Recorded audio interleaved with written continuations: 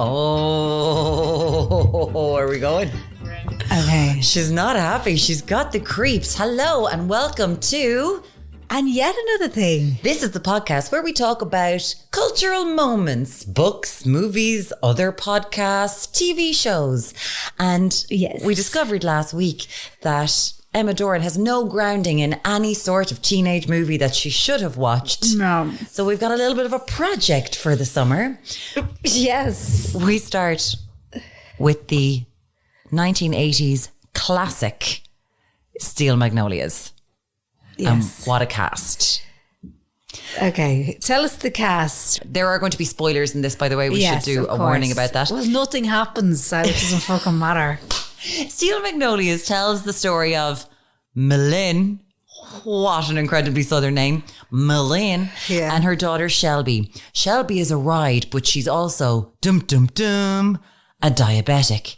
Nowadays, we probably don't think that that's a big deal, but in the 80s and 90s, there were an awful lot of like American after school specials. And I remember Home and Away had a special about diabetes, Grange Hill. Yeah. There was a girl I remember vividly in Neighbours. Her name was Danny. I wanted to be her. She was tanned with short blonde hair. Eliza Snoggart, the hair that I brought in to get my hair cut when I turned into a boy. And she had diabetes and she had moved in with Lou Carpenter and her mom. I think they were in a relationship and they were moving the stuff and he found loads of bars in her bedside locker or something. Yeah. And he started having to go with her and she was like, it's for my diabetes, my blood sugar.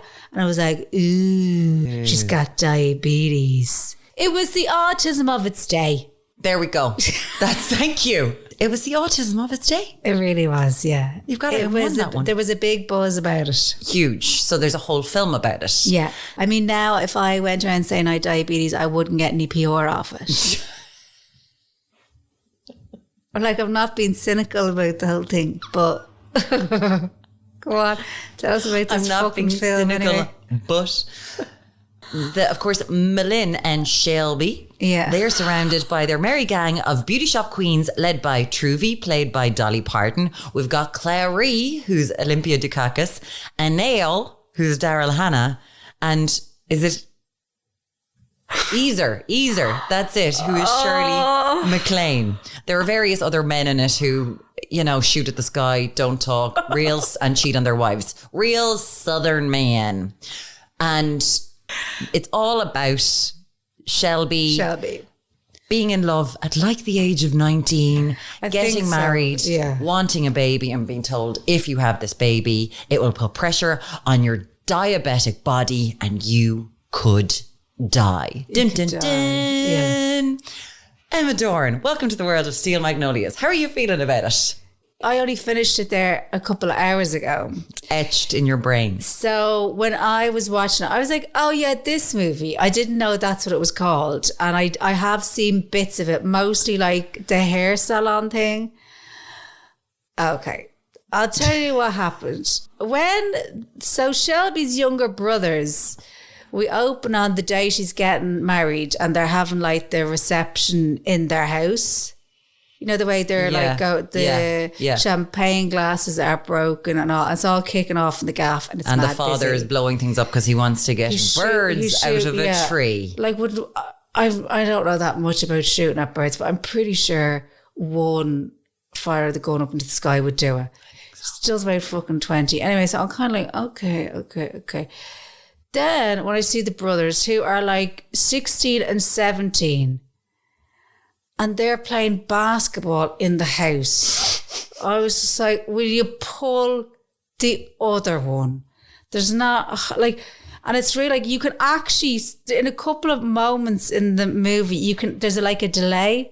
You know, like the millennial delay on Instagram when you go to do a story and you take a big pause before you say whatever you fucking want to say. You could actually see the pause where it's like action. And then he starts dribbling around the basketball.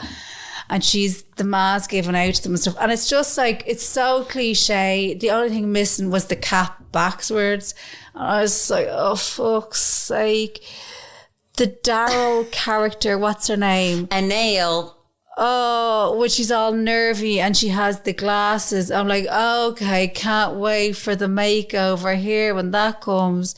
Dolly Dolly just speaks in sayings. Yeah, She'll be as busy as a one-hour hanger or whatever the fuck she says. Oh, here we fucking go. They chop off Julia Roberts' hair. Why did they do that with every movie with her in the 80s? It was really like, she's going to die, let's cut the hair. That's always what they did to her in movies all the time. Is the husband a bastard? No, the husband is a bastard. But how is he a bastard? Is a bastard. It's just hinted at. Because it's basically all the husbands are bastards.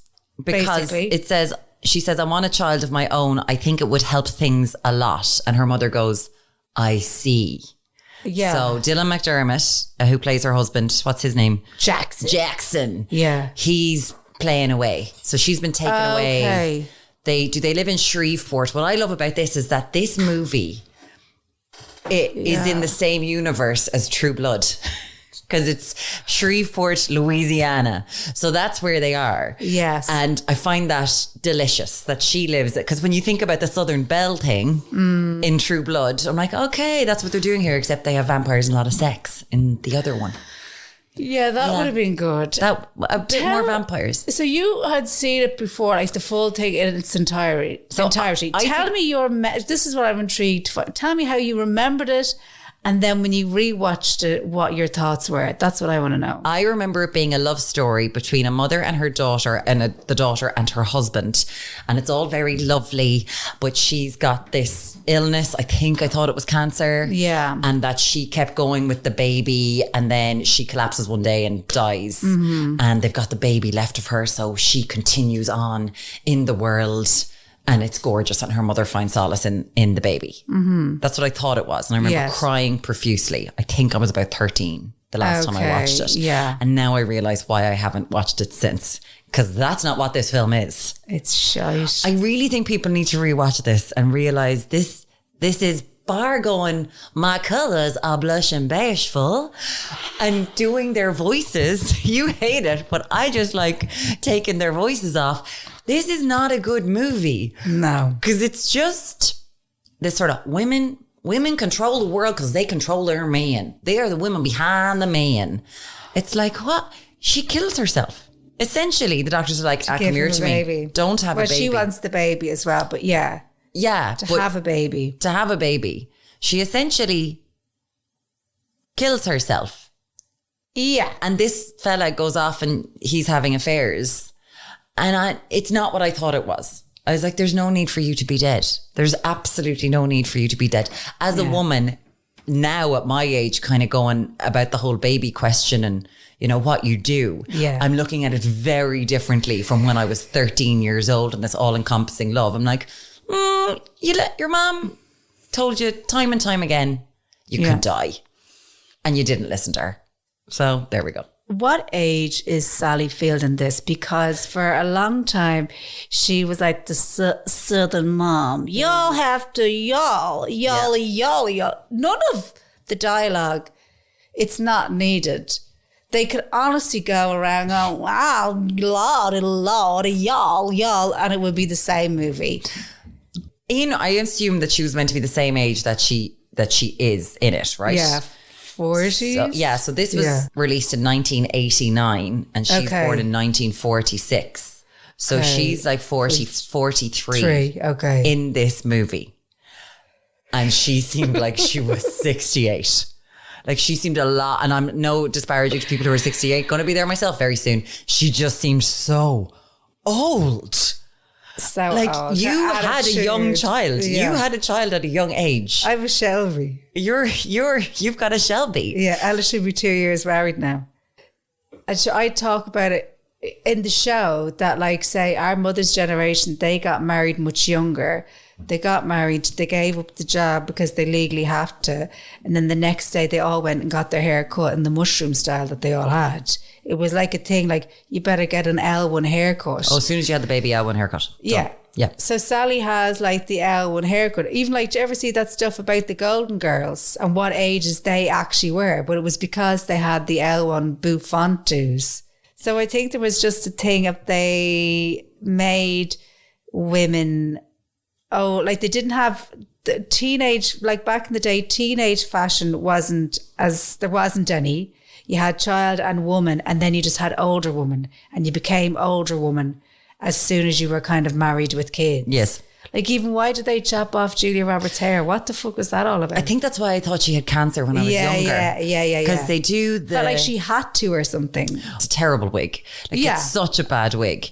And you're kind of sitting there going, what? Why is she doing this? Because clearly, when she gets pregnant, she says, I'm going to be very, very careful. No one's going to be hurt or inconvenienced. This is what she says to her mother, Malin. Yeah. And then Malin comes back with, least of all Jackson, I'm sure. So Jackson's a bastard. And they all just put up with it.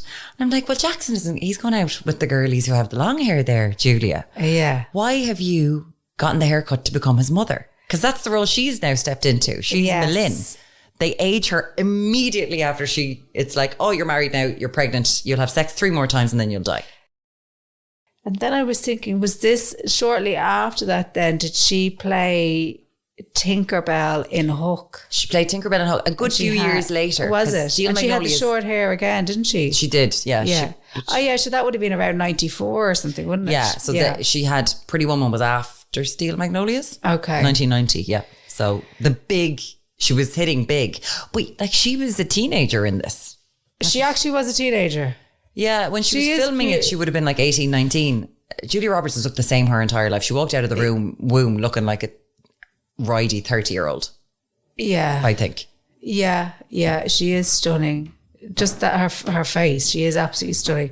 But even her face can't save this movie. And it's so... I'll be honest, once she croaked it, I was just like, I just fast forwarded just in case. Did that not even I knew what it was. Did that not even make you cry? Not in the slightest. At all. Nothing. Because you knew that's what was going to happen though. But I didn't. I was very upset. I was kind of sitting there going, okay, get ready now. I was watching it last night real late. I was like, you are going to be crying. You're not going to be able to sleep now because you're going to be crying so much. Did you cry? Tear, and then I was done. I was like, you have built up this movie in your head way too much. Like way too much. And as you said with Dolly Parton, she just speaks in metaphors.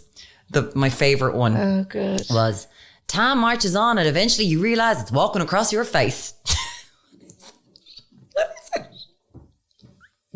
it? She just talks in metaphors, and her husband, who's played by Sam Shepard. What's going on Pulitzer Prize winning playwright Sam Shepard, who's the righty vet from Baby Boom. What's his name in it? Hold on, his name is Spud. His name is Spud in it.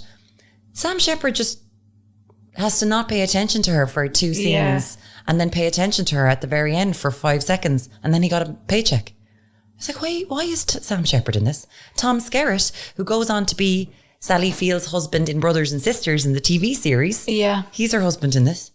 What's the point in? It's really strange. I know it's meant to be about women's friendship, women's roles in life. Sally's husband, and he's like shooting the fucking birds and acting like, it's like he's on coke or something. He's just acting like a fucking maniac. And then they all are joking about the kidney transplant. Yes. And they just keep pushing it, and he's getting quite upset about it because obviously his wife and his daughter are going to have major surgery. That's all fucking weird. Dolly's husband, he's just having cans, and then he just kind of says, oh, when your one died, like that made me think, oh, what would I do if you died? Like, it's actually, I won't say it's one of the biggest pieces of bollocks I've ever seen, but it's definitely up there. And it's nearly 2 hours. I'll be totally honest with you. 45 minutes. It's about a child getting married and being babied by her mother and then choosing to die. To have a baby. How is that romanticized? It's really weird what they were feeding us when we were younger. We never find out about her being a midwife. Because she's treated as an invalid and an idiot for most of the movie. And they just kind of hang around the hair salon and beauty salon and nail salon. That I did like that it showed Shirley MacLaine getting her mustache waxed. Yes. I remember that from when I was younger. Because obviously the old tash was starting to come through when I was like 12, 13. Yeah, maybe back in the day that would have been like a big scene. Yeah, like the fact that she was getting the tash waxed. Do you know what I mean? We would have kind of like, oh. Yeah, and they talked about tampons. I was like, oh, okay. This is some good stuff here. Yeah. But then otherwise it's just a pointless movie, and I would like to apologise for making you I think if you were coming to the end, I think if you were finishing off your second glass of wine from a bottle of wine, maybe watch it then. No, really? I don't know. I don't think so. I just don't. I don't understand the world anymore. Everything that I thought was true is false. The world is upside down. Yeah. Is Boys on the Side going to be the shittest movie I've ever seen, when I loved that movie as well? I don't understand this world. Yeah, it's difficult. Because remember I was saying to you, I watched Mermaids with Ella, and I was like, oh, you're going to really enjoy this. And she was just like, this is terrible. She was like, that girl's 15 and he's in her 20s and they're up on a bell tower. Winona Ryder with the older guy in it. Yeah. Yeah, it's sexual abuse. Yeah. And there was kind of something like kind of off about him. Yeah, wasn't there a rapey scene? She kept on talking about him touching her boob. Yeah, and I was like, oh, I don't remember this being like this. I thought it was... I didn't remember it like that. We just love the Shoop Shoop song. Yeah, that's all if you wanna know if he loves. And I was like, oh, Bob's real cute and all this. So cute. And Cher wears loads of cool outfits. And she's like, it's a rape scene. Happy Christmas! You at the start of the movie. I didn't know I couldn't remember how it ended. I don't think I'd actually seen the end. I could have, like, in the background.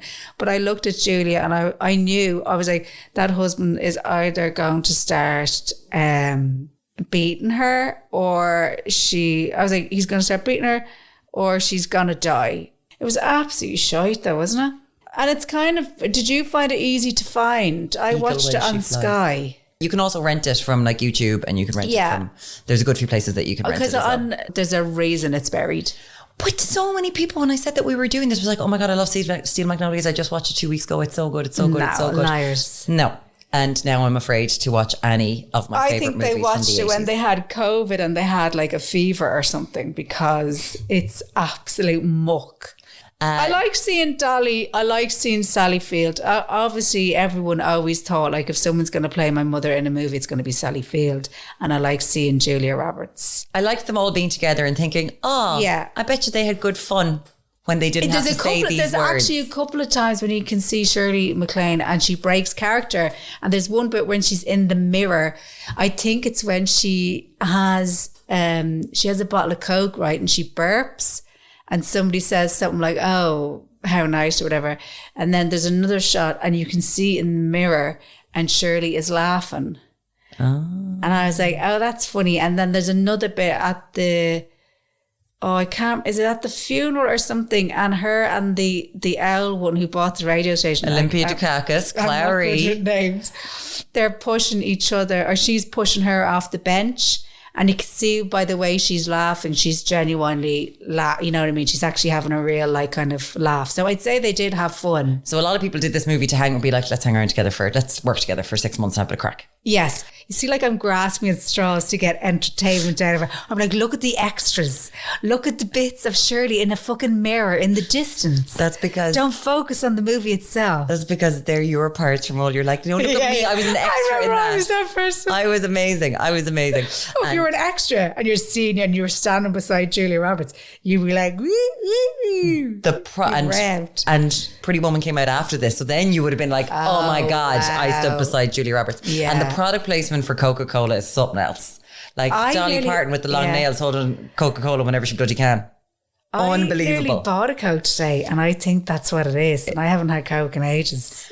Ladies and gentlemen, our colours are not blush and bashful. Steel Magnolias was not an enjoyable rewatch, and I don't understand what my world is anymore.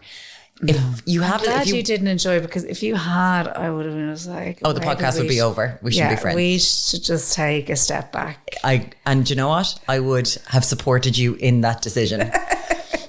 But if you've got a suggestion, I'd love to hear. I'd love to even hear some suggestions. Emma actually looks at her DMs. I don't. So fair play to you. I try. I have been Muireann O'Connell. I've been Emma Joy. And this was... And yet another thing.